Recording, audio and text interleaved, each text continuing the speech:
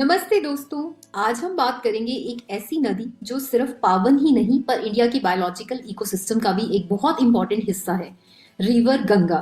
तो चलिए समझते हैं कि क्यों रिवर गंगा एक नदी नहीं बल्कि एक बायोलॉजिकल लाइफलाइन भी है।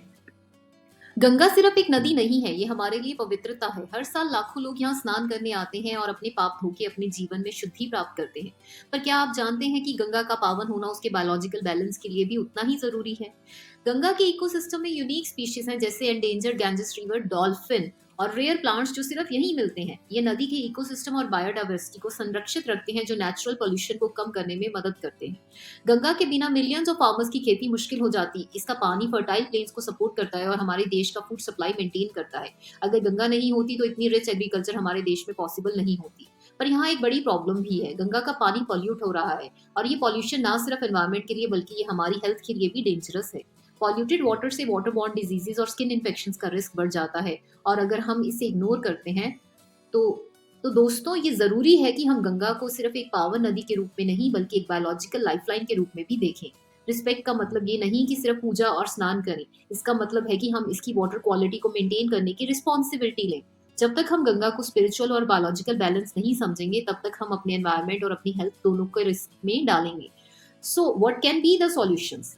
तो सबसे पहले फैक्ट्रीज को strict waste treatment systems implement करना चाहिए ताकि अनट्रीटेड वाटर रिवर में डिस्चार्ज ना हो।